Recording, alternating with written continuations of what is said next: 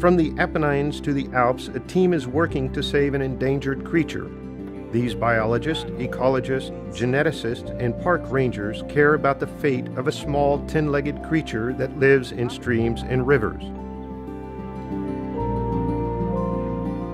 The crayfish. Many people don't even know that it exists, but it is actually an important creature and it is rare these days. It is also one of the most sensitive thermometers of the environmental health of our waterways.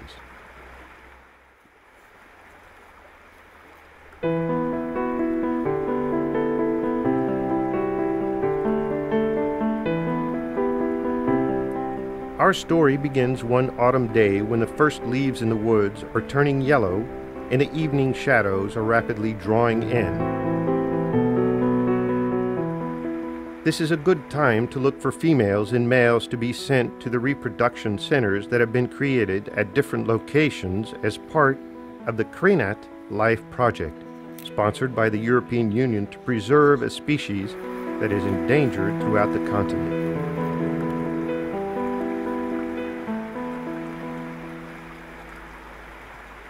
Like all wild creatures, crayfish are elusive, and catching them requires a little ingenuity. We must use a bait they can smell from meters away and place the pots in specific locations where the river bottom and banks are full of the shelters regularly frequented by these animals.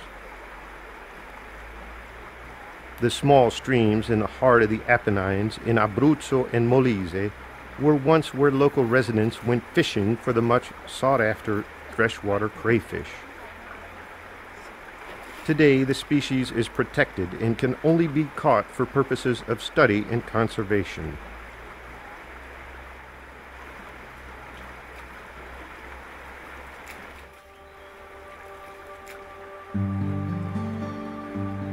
The richest populations of crayfish are found in the protected areas in parks and reserves, such as at the headwaters of the river Volturno in the province of Isernia, a beautiful area where the water is still pure and full of life and where there is a crayfish farm. Another source area is the Cascate del Verde Regional Nature Reserve, a wild area covered in a thick blanket of beech, fir, and maple trees. This and other locations are found in areas of such environmental value that they are designated sites of community importance by the European Commission.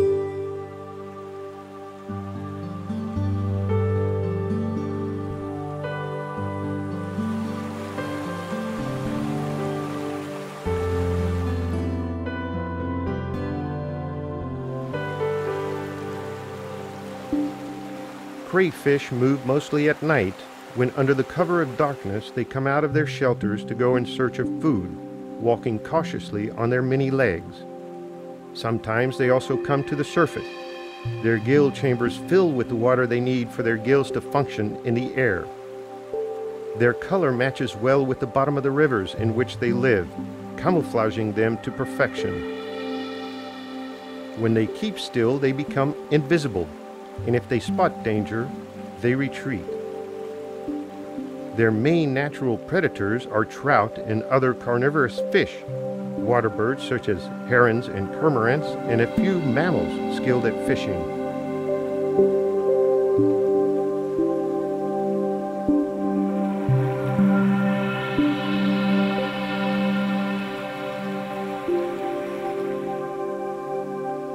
The crayfish belongs to the class of crustaceans, animals with a robust external skeleton called an exoskeleton, 5 pairs of claws and limbs. Thus, it belongs to the same category as the other invertebrates in the large group of arthropods that makes up over 90% of all the animal species on the planet. While everyone is familiar with the principal marine shellfish, few people know about this freshwater crayfish, scientifically known as Astropotamobius polypes, which can measure over 12 centimeters in length. Its forelimbs have turned into strong claws that function as pinchers to tighten and hold its food, small animals and vegetable substances, and, if necessary, to give predators a painful nip. The head has eyes with good vision, especially at night, and sensitive appendages that are used to perceive tactile and olfactory stimuli. The male has more robust claws, and under its belly has gonopods, specific copulatory appendages used during mating, while the female has a wider abdomen to accommodate the eggs. Crayfish can live for up to 12 years, grow throughout their lives, and because their exoskeleton is rigid, must replace it periodically in order to increase in size. They get rid of their old skin, called the exuvii, to allow the soft, delicate body to expand, immediately forming a new and larger shell. For this reason, crayfish require large amounts of calcium. The element is so essential to their survival that they accumulate it in small grains called gastroliths. If pollution or acid rain causes a waterway to lack calcium, crayfish are no longer able to survive there. In the reproductive and breeding centers of the Regional Agency for Agriculture and Forestry Services at Tignale in Premalpe of Canzo in Lombardy, crayfish exuvii are carefully preserved and studied to assess the state of health of the creatures and any limiting effects of calcium on their growth.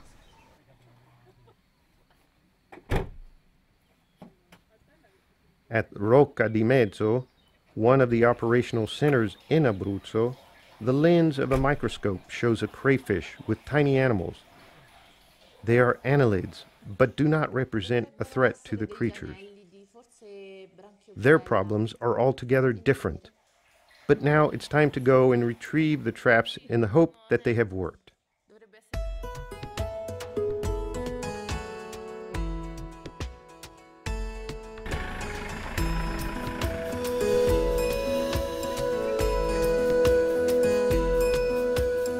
There is something there.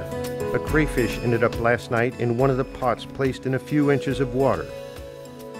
It is a female with her bunch of eggs under the abdomen. The females laid their eggs in the autumn and then carried them attached to their abdomens. For months and months, throughout the entire winter season, the females live in streams and rivers waiting for the eggs to hatch and mature and finally become small crayfish.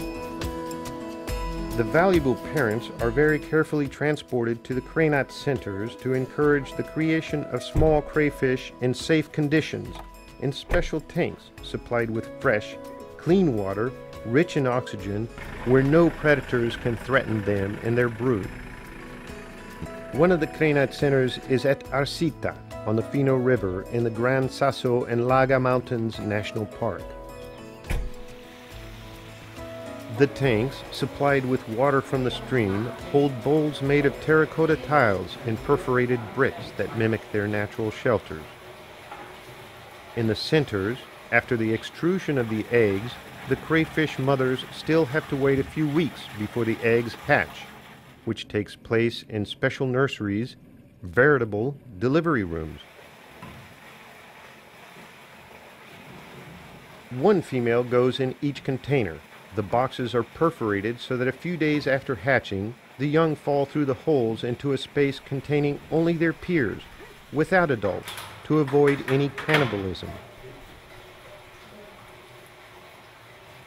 Crayfish have highly developed parenting skills, but once launched on their independent life, the young ones must guard against everything and everyone, including adults of their own species.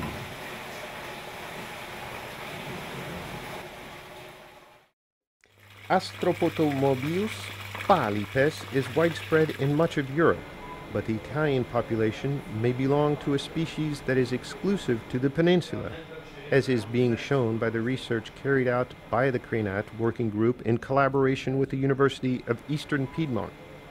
In the laboratories of the Mario Negri Sud Research Institute near Chieti, biologist Tommaso Pagliani and his team are working to expand our knowledge of the strategies needed to conserve and manage the species. Questi studi di caratterizzazione genetica hanno permesso di Our studies seem to support the idea that the population of crayfish in Italian streams consists of a complex of geographical populations showing significant genetic differences. l'Italia, potendo dimostrare che This is a further confirmation of the biodiversity value of our freshwater ecosystems. una tipicità, una delle particolarità genetiche uniche. Italic or white-clawed, from Carinthia or the south, the European crayfish is included in the Habitat Directive that lists protected species, threatened animals whose status is continuously being monitored.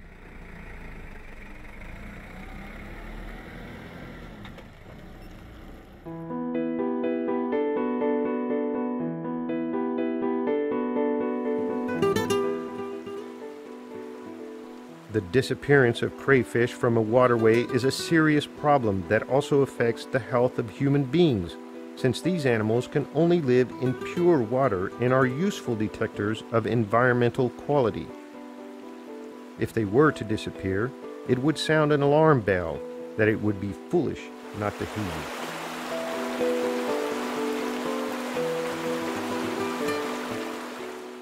The last refuges of the Italian crayfish are in the hills and mountains and streams, often very small ones.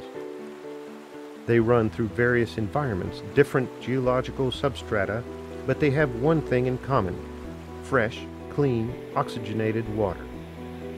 The same usually frequented by native populations of trout.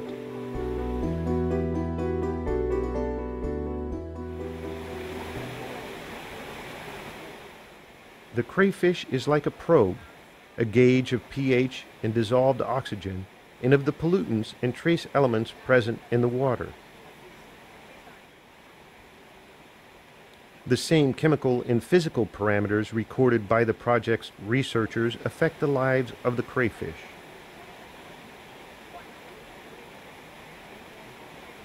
These streams are very rich in life forms, and some, like the spectacled salamander, reveal themselves to researchers for only a brief period when they go into the water to breed. For 360 days a year, they live hidden in the woods. Then, for less than a week, they rush to small pools to lay their eggs. Unlike crayfish, however, salamanders abandon their eggs to their fate, and having deposited them, leave the water to hide in the undergrowth once more.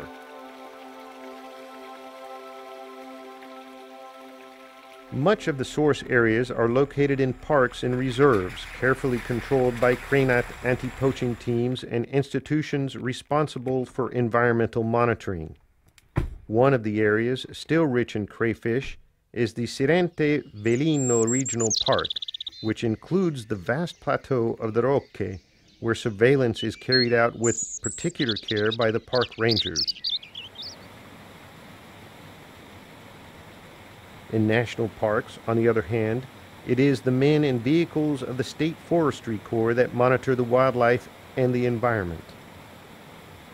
Illegal fishing has not disappeared altogether and still continues to deplete the last remaining populations of crayfish. And then there is always the possibility that someone drains toxins and pollutants into waterways or uses them as landfill.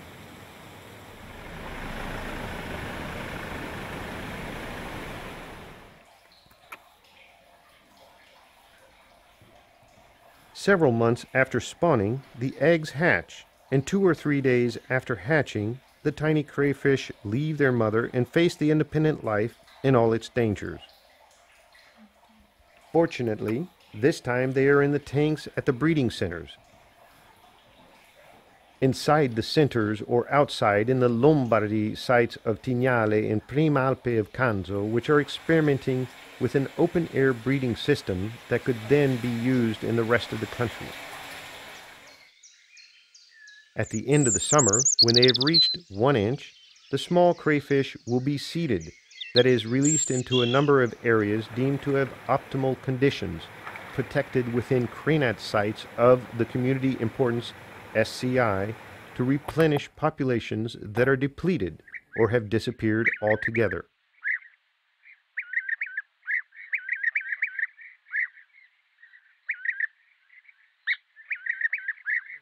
Until the 1970s, the river crayfish was a very common species in Italian rivers from the mountains to the valley floors. Unfortunately, in recent years, the species has become rare due to three main factors, the same occurring throughout Europe. The first and perhaps most serious factor that has impacted on the size of the population of crayfish has been overfishing, especially detrimental to females with eggs. In some areas, those easily accessible and close to population centers, it was easy to wipe out the crayfish. Today, crayfish are present in less than 10% of the areas they once inhabited, but fortunately, they are protected. The second important factor that has undermined this species is the alteration of its habitats. Many small streams have become open sewers, illegally used for dumping urban and industrial waste, receiving refluent water from sewage treatment plants, and leaching from agricultural areas where fertilizers and pesticides are used. Aquatic life disappears, starting with the most sensitive species, those that ecologists considered quality indicators, such as crayfish, caddisflies, and dragonflies. The problem is exacerbated in the summer when streams and rivers face the most difficult period of the year. Water is scarce, partly because it is used by humans on a massive scale, sometimes without being really necessary. Removing the water completely from a stream means condemning the ecosystem to death. It would be enough to make sure that a stream can flow even in the height of summer, a vital minimum flow that CRAINat researchers are trying to calculate in order to determine what is the minimum amount of water needed for the survival of the crayfish. And the third factor leading to extinction?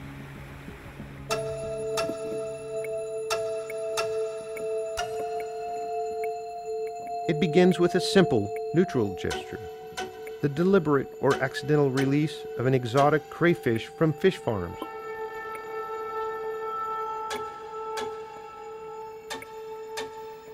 The American or Louisiana crayfish and the European freshwater crayfish are distant relations because both belongs to the Decapoda order of the class Crustacea and look superficially alike, but the similarities end there. The American crayfish also thrives in dirty, polluted, hot, oxygen-free, and even brackish water. It will eat anything it finds, fish, frogs, insects, and European crayfish, like many other alien species that have invaded Italian rivers and lakes. Alien species are the exotic ones which are not part of the local fauna and have been deliberately or accidentally released by man. These include koipu, American terrapin, and many species of fish that are leading to the extinction of indigenous species.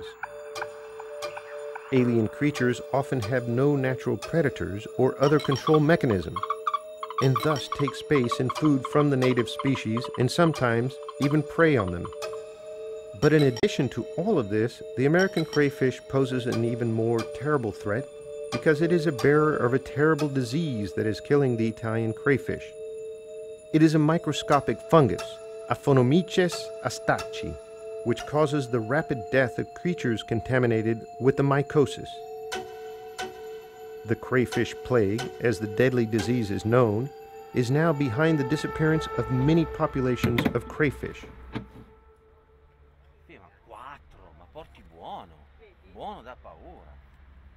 The American crayfish is a scourge for all forms of life in our fresh waters, and our crayfish will not survive if it is not eliminated or at least contained.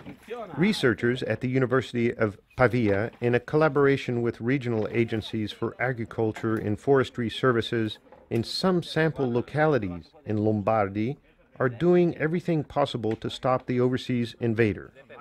Lake Ganna in the province of Varese conceals a drama beneath its placid appearance and lush aquatic vegetation, an invasion of Louisiana crayfish. traps were placed with the intention of catching a few specimens of the alien invader to be carefully studied in order to understand its weaknesses. However, after a few hours, the pots were already full of Louisiana crayfish. The situation was much worse than thought. The killer crayfish have wiped out the small fish in the lake, and now they are about to eliminate all other forms of life. Conserving the last populations of Italian crayfish depends on the creation of areas of environmental safety and the restoration of natural waterways. In San Pietro ad Oratorium, on the Tirino River in Abruzzo, with the cooperation of several people who have offered their land, a real nature reserve has been recreated, taking advantage of the oxygenated waters and the source to form a no-killer crayfish zone, a kind of off-limits area where only Italian crayfish are seeded. The recovery has been successful, and the crayfish have taken possession of the countless artificial shelters hidden among the vegetation. The aim of the project is to create a network of safe areas where crayfish produced on farms may be reintroduced. It is like placing your assets in a series of vaults or safe deposit boxes. The more vaults there are, the better the chance of saving something. Especially if public opinion, beginning with school children in the mountain regions, is aware of the importance of the battle to protect this symbol of river ecosystems.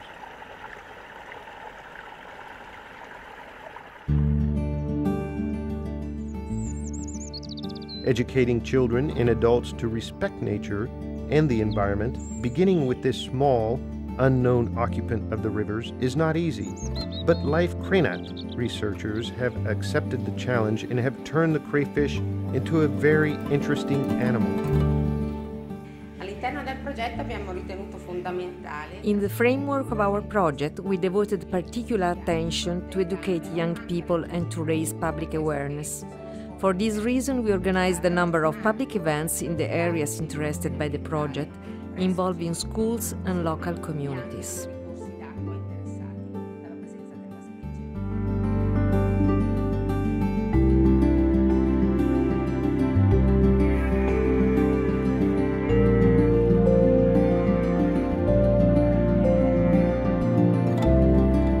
Autumn advances. The stags begin to rut. Releasing the small crayfish is the final phase of the project, the moment when they are left to their fate as part of the natural balance, which also includes enemies and predators of all kinds.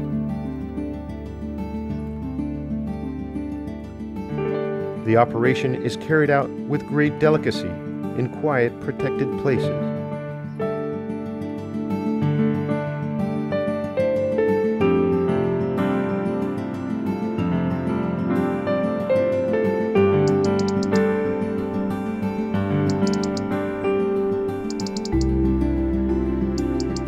It will take at least a year before we know if the young have been able to survive and thrive. Winter, spring, summer, and autumn will return, and exactly a year later, the time will come to check if the crayfish are still there, if they have grown, and if they are going to reproduce.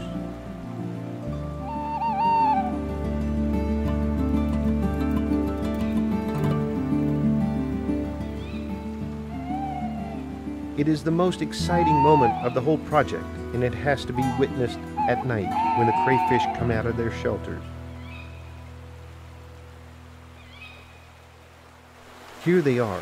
There are lots of them, and they are once again populating a stream where man had wiped them out. There are no enemies in sight. A female bears a treasure chest in her abdomen, dozens of eggs that she carries and protects like the most solicitous of hens. They are the hope of the future of the species. The crayfish now has a valuable and unexpected ally in the fight for its survival, an ally who until recently was the cause of its problems, man. Another way of preserving the biodiversity of our planet has been designed and opened.